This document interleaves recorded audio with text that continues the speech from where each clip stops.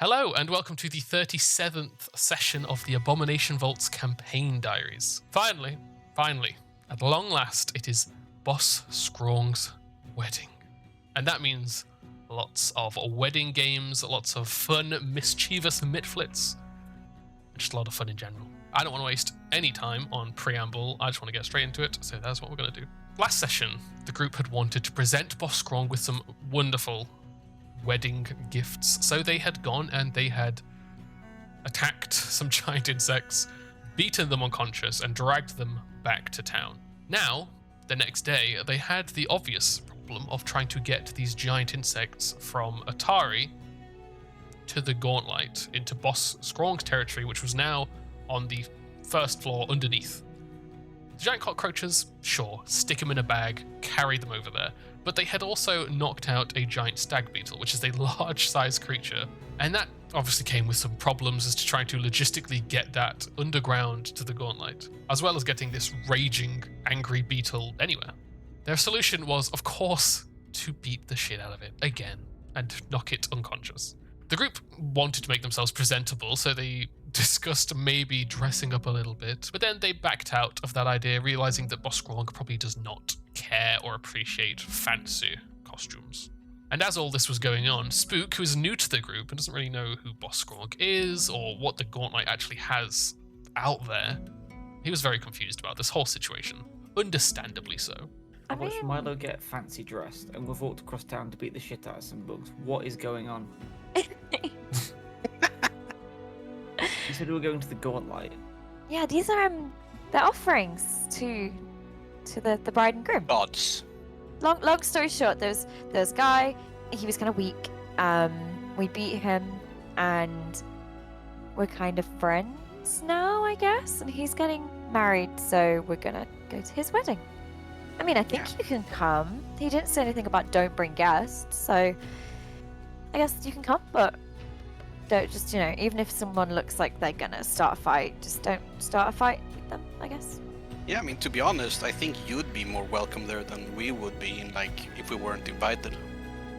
Because it's not like a person, it's fake creatures. Ah yes, Milo continues on his racism arc. The giant stag beetle did cause as many issues as I thought it would.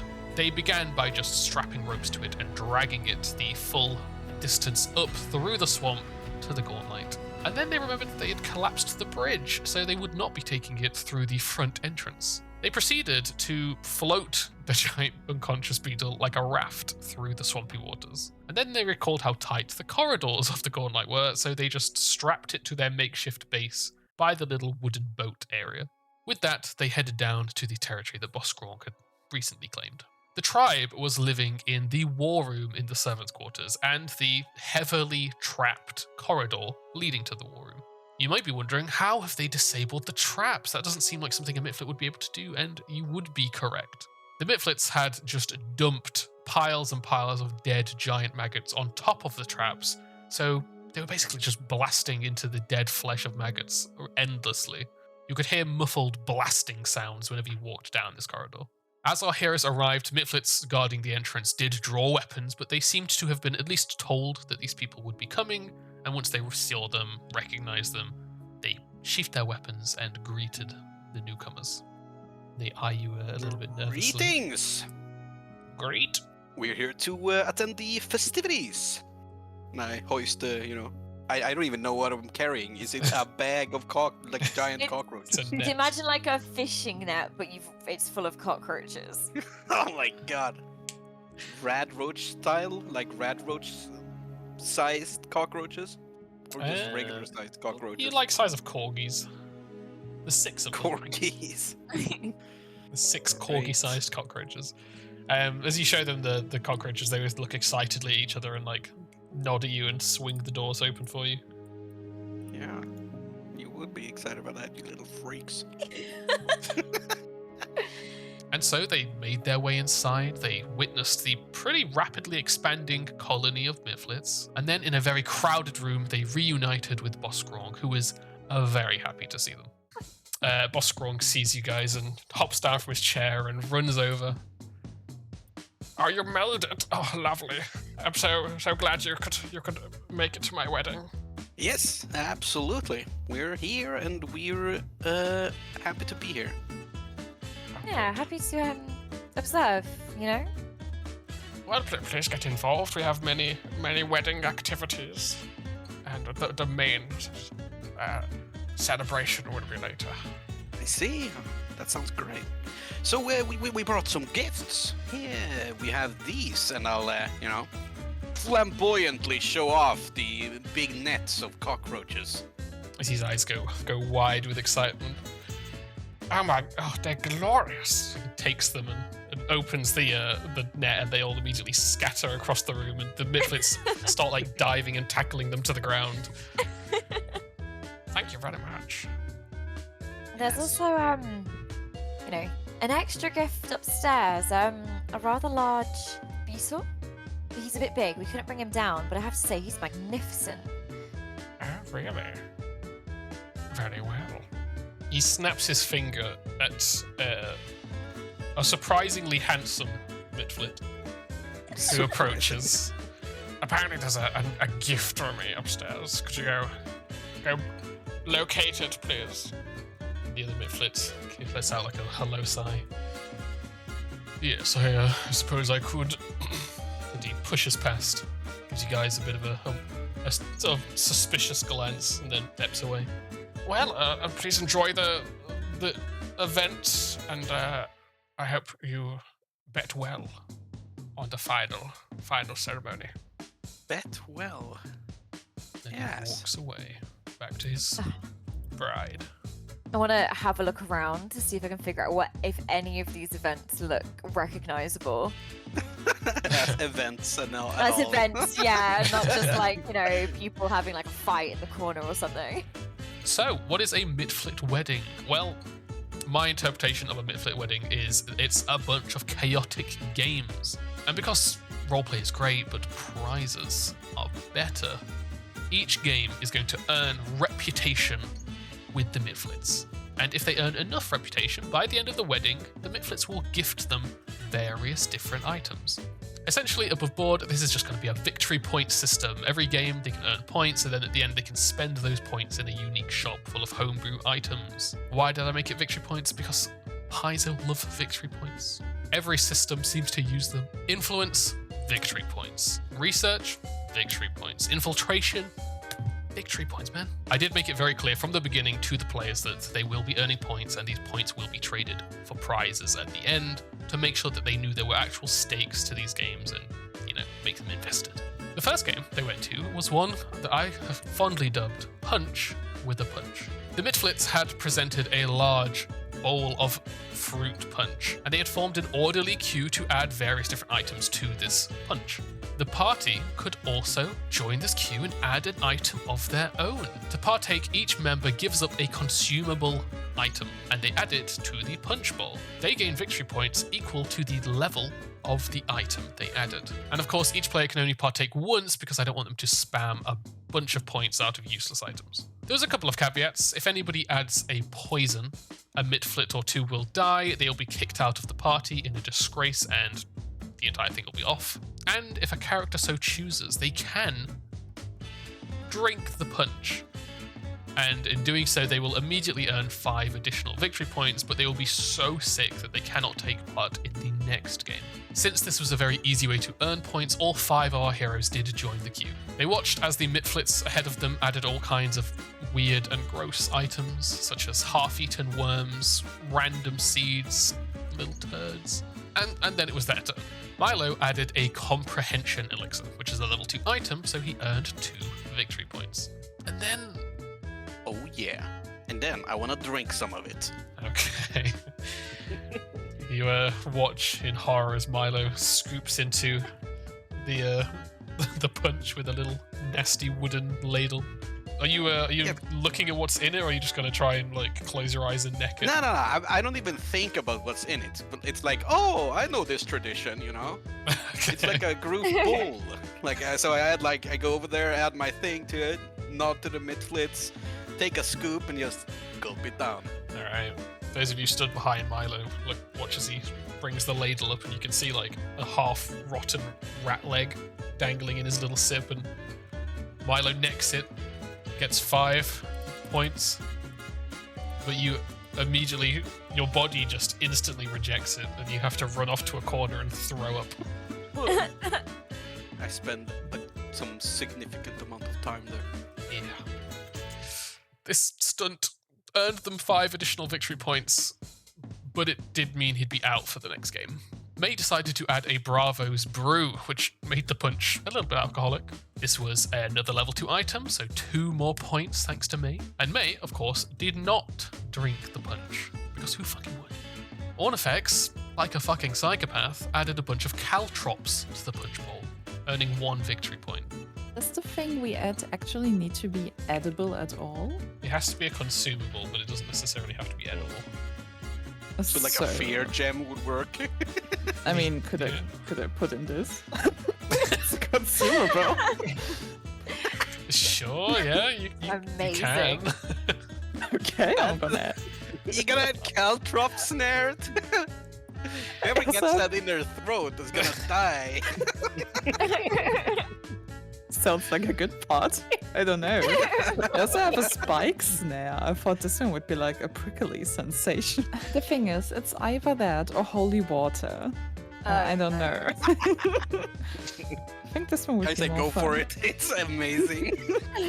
Okay, I will add this one then. Alright, you throw the caltrops in and you hear them like clatter against the bottom of the bowl. You kind of look down next to you and there's a Mifflet looking up at you with like scared eyes, and you make like prolonged eye contact. Good. I will do it. I will use this feed. I will squawk and just leave. Okay. You see he joins the back of the queue. Gorgon came out swinging and added a barkskin potion, which gave them 4 victory points. This addition might actually save someone's life if they do drink one of the caltrops. Then they came to Spook, who is pretty new to the group. He hasn't been exploring very long. He doesn't have a stockpile of consumable items like the rest did, but he still wanted to be involved. Why did he want to be involved? But he's going to take one of the vials that people have left thrown to the side, Okay. head over to a corner, and just return with a sort of yellowy. Okay. with a really big grin on his face. You know what? The Mifflets would probably respect What item it. level is that? I'll give you a 1 point for that, because they would respect it. But hey, points are points, and the Mifflets didn't seem to mind.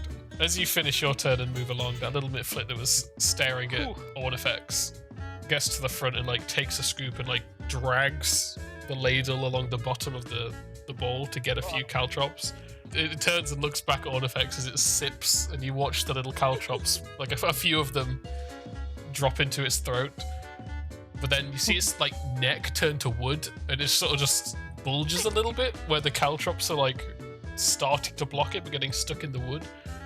Oh god. And it sort of stares, and you see its face going a darker shade of blue as it stumbles off to the edge of the corner, but it seems pretty happy with itself. Ooh, nice. So that's what the game is, even for them. It's about proving that you've got balls. Spiky balls. By the end of this first game, the group had earned 15 victory points. But this game was the easiest way to make points, and also the one that rewarded the most points. The rest of the game's not so giving. Since Milo was out of commission, they decided that the next game they wanted to try was Nobody Likes the Opening Band. A group of Mifflets were stood in the corner playing very makeshifty instruments. Most of these had been gathered from the various bits of trash that the Morlocks had been keeping around. But the party had the opportunity to join in and earn some victory points. As a group, they all make a performance check, and we add all of those scores together into a lump sum, and then we compare it to a DC of 50. Shift the DC if you have more or less players. Since the Mifflets have an awful taste in music, the party gain 1 victory point for every 10 they are below the DC after combining their scores. If they beat the DC, well, that just means they played actually good music, and the Mifflets were very disappointed, told them it's shit, and would remove them from the stage. The group went over to the Mifflets playing those makeshift instruments, grabbed a few themselves, and began to take part. Although Spook did opt out of this one, so it was just May, Ornifex, and Gorgon. Gorgon rolled a 10. May rolled a 16, and Ornifex also rolled a 10. This left them with a score of 36 versus a DC of 50, so they earned 1 victory point. Not the greatest score, but every little helps, and none of the games would be quite as rewarding as the first one anyway. Their performance, while bad, was a little too musical for the Mifflets, and they did quite swiftly tell them to get off the stage. Between games, May went to speak to the handsome Mifflet that had returned between them playing games. She wanted to see if the beetle had been found and whether it was going to be looked after properly. The two of them were excitedly talking to each other, and they both turned to you as you approach. I presume you found the beetle, right? Oh yes, I did. Quite the gift. Very nice. Boss Skrawng looks very excited. He keeps glancing over to Hexy Burkle. Yes, I want to go look at it, but I don't think I should leave the wedding. No, I wouldn't leave your beloved bride alone right now. But I'm sure it'll be fine for a while. Is it still pretty secure? Oh yeah, it's very secure. Oh good. I was a bit worried because, it's a lot bigger than your others. But do you think you can manage it okay? Well, I do believe those kinds of insects can burrow, so we can likely have the insect head down here once it's trained. How do you train them? We had to kind of, knock them out and drag them, but how do you train them to do what you say? They seem pretty well trained, especially the maggots over there. Well, we usually get them when they're young, but sometimes we just beat the shit out of them and they submit. Makes sense. Okay. Very sophisticated. We've played a lot of Ark Survival Evolved. I just wanted to check that, our main gift was still okay, and that it was up to par. I wouldn't want you to be disappointed on your wedding day. Oh, yes, thank you very much. I'm very eager to go have a look at it. And to kill someone with it. Let's just make sure it's no one from town, yeah?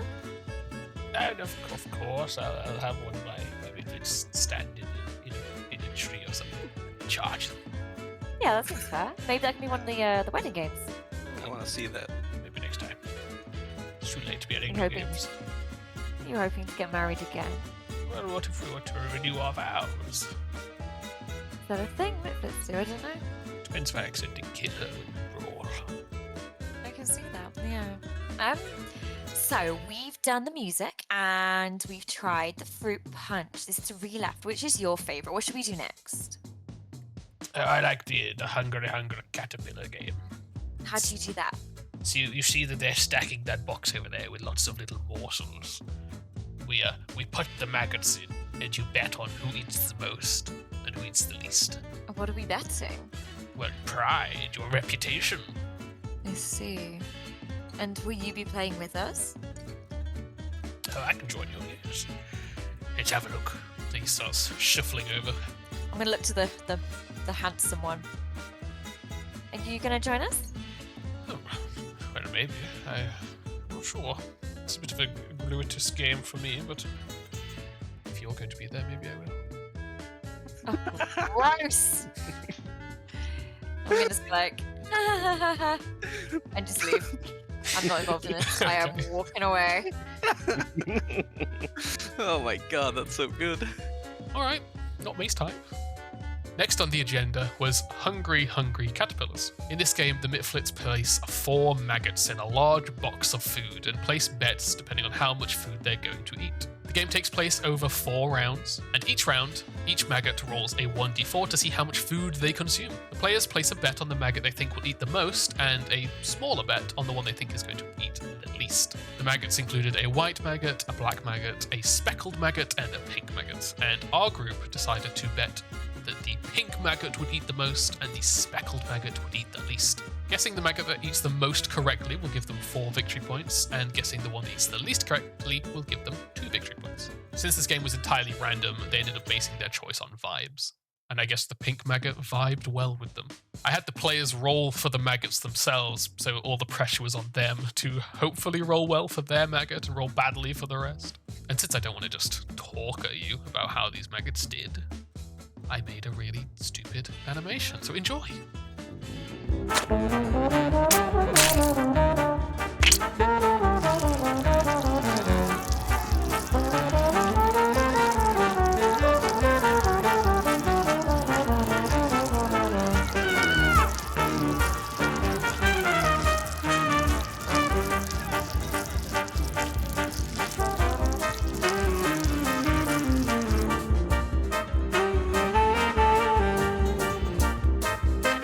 So they had predicted the exact opposite.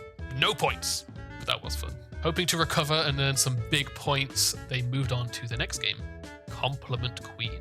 The bride, Hexy Burkle, was sat in a makeshift throne, and there was a line of midflits waiting to give her a compliment. Whether this was part of midflit culture or just something the midflits decided to do, I don't know. But the party joined the line in order to give her a compliment of their own. Depending on the compliment, each character could earn victory points. A perfect compliment would reward 2 victory points, a good compliment would reward 1, a bad compliment would receive no points, and a terrible compliment would lose a point. As for what constitutes a good or perfect compliment, well, Hexy Burkle loves insects and loves to be compared to insects. She likes being told she smells good even if what she thinks is good is actually bad.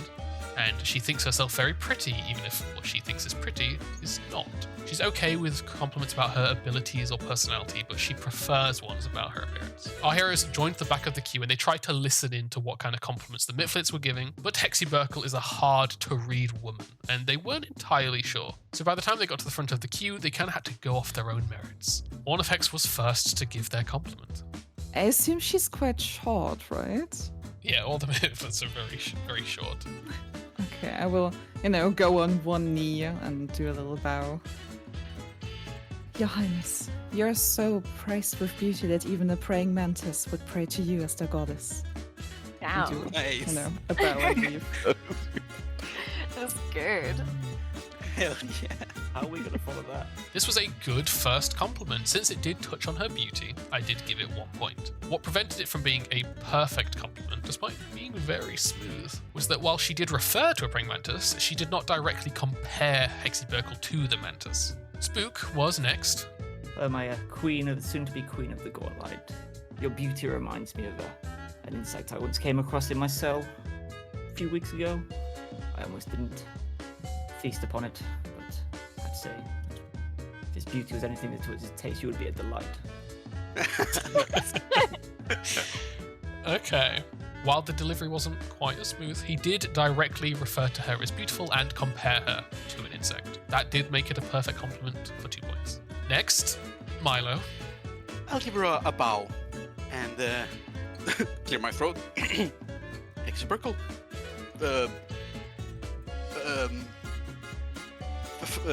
Most.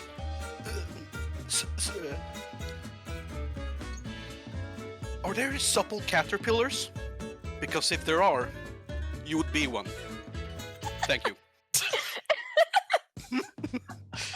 Amazing. We'll say that's a good compliment and give you 1 point.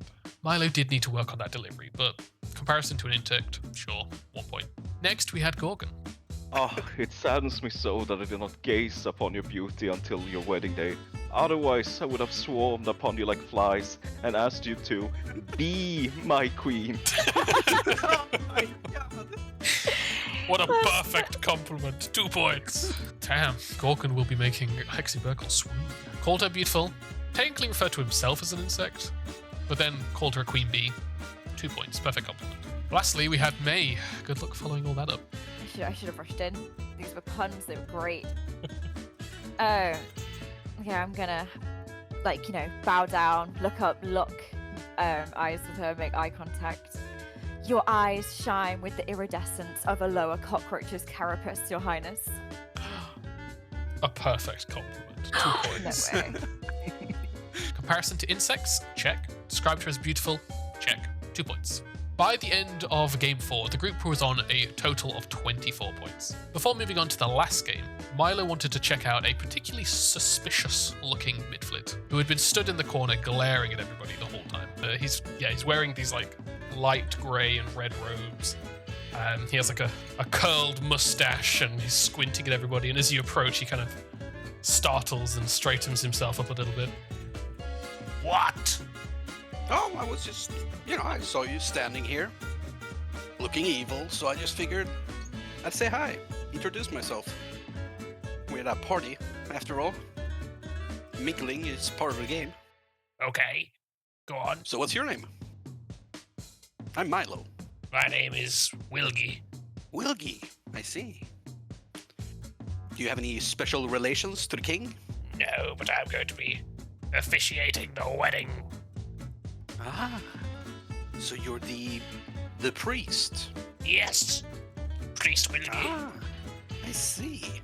Since you're a priest, might I ask, is there any special beliefs that your people have? Is this like is it just this clan, or how do you put it?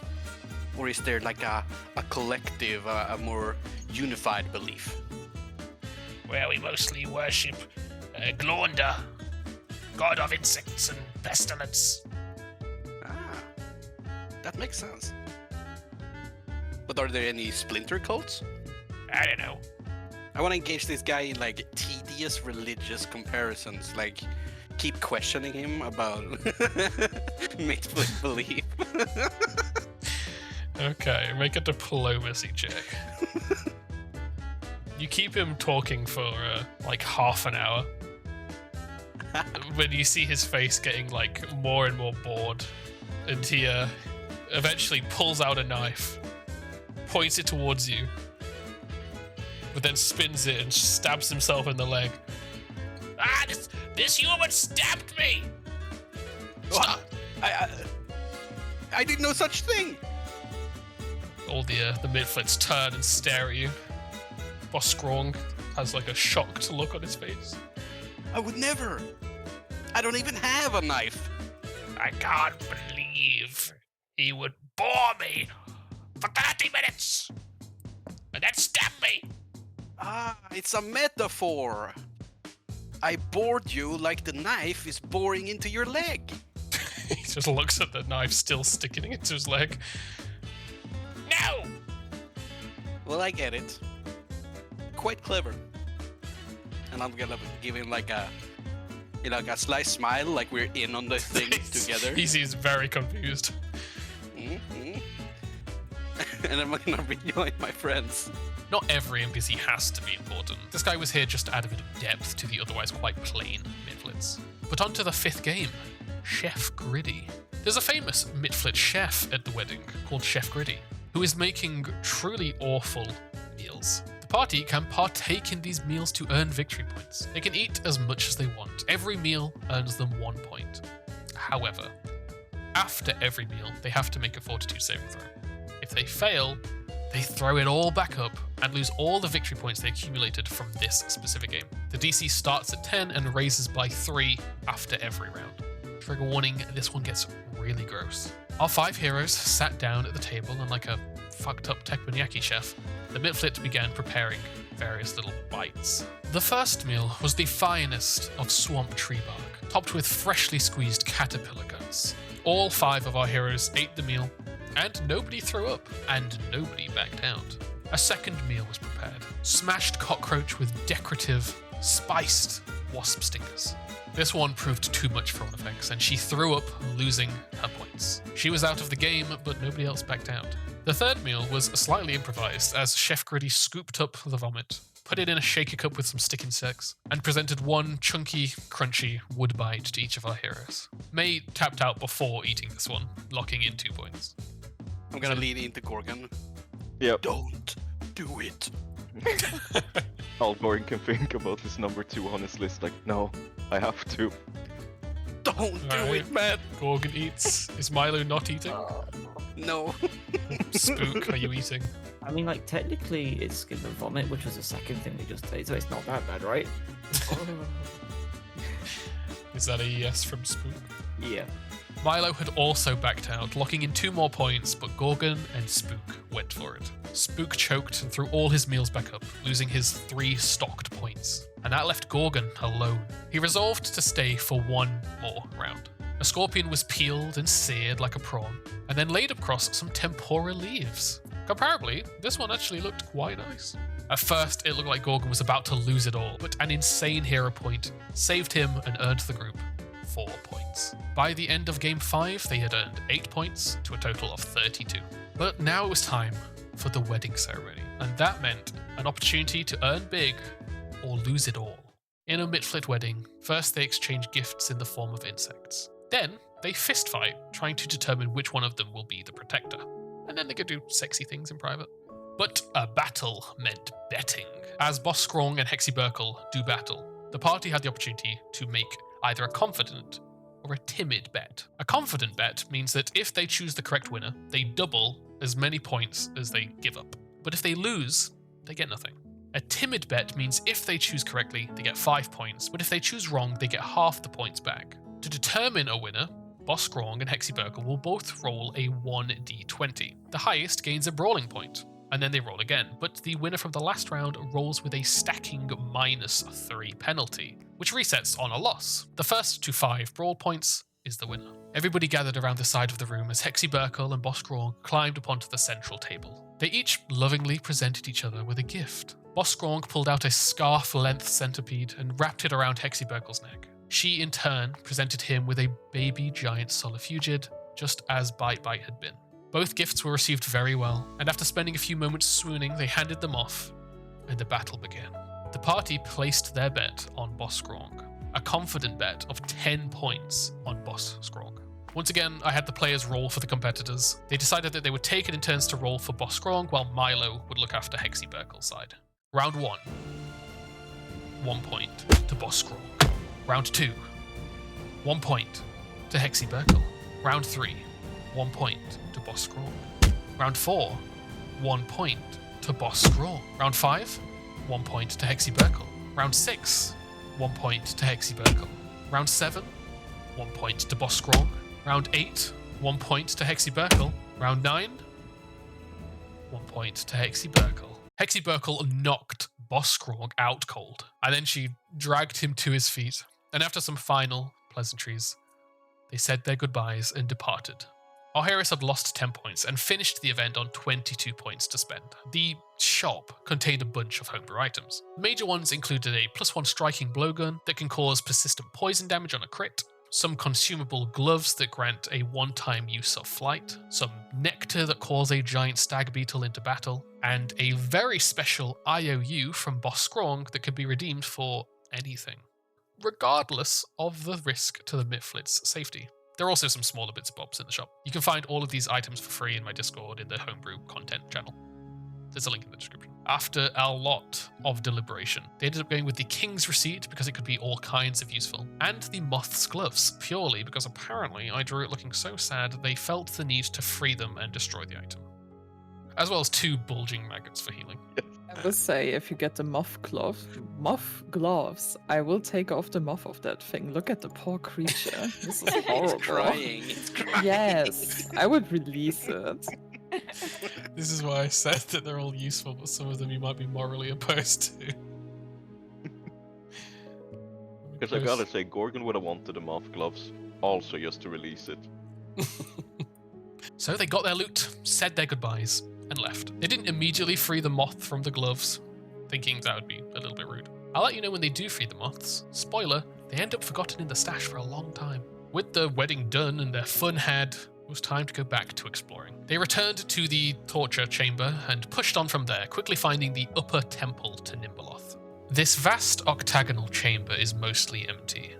The walls are carved and painted to resemble a sprawling graveyard half sunken into a swampy morass.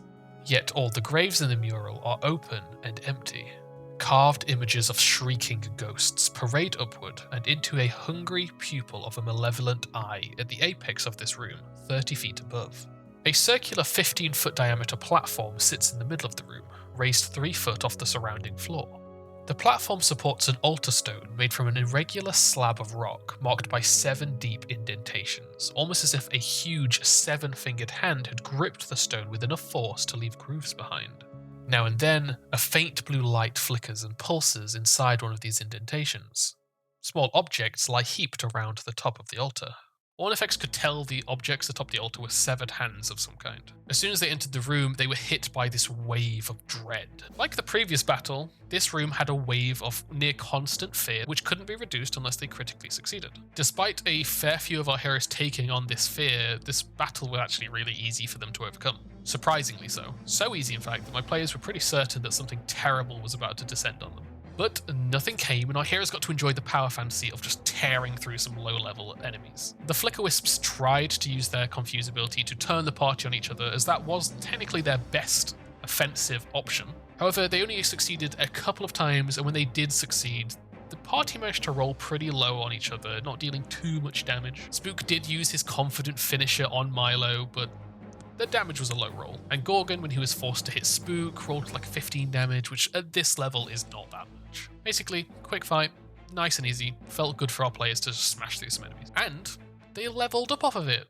Level 5. Level 5 is pretty chill in terms of choices. You get to choose an ancestry feat, but mostly it's just a few buffs. Let's quickly go through what they got. Gorgon got weapon expertise and chose the Scar Thick Skin feat to reduce that bleeding DC to a 10. He partially boosted strength and then raised his dex, con, and charisma. Mei got expert strikes and alertness, as well as choosing the Kitsune Spell Mysteries feat to access the Bane, Illusory Object, and Sanctuary spells, which are pretty good spells. She also partially boosted strength and then went with dex, con, and wisdom. Milo, at long last, got his second Thaumaturge implement and of course went with the weapon one. He has very much been looking forward to getting Implement's Interruption, which is basically a kind of reactive strike. He also got weapon expertise and he chose the Natural Skill Ancestry feat, opting for Thievery and Survival, and his attribute boosts went into Strength, Dex, Int, and Charisma. This was a pretty big level for Ornifex, as she gained expertise in Perception, chose Limited Flight as her ancestry feat, boosted her Strength, Dex, Con, and Wisdom, but most importantly, gained access to 3rd rank spells and a 5th use of Divine Font Heal.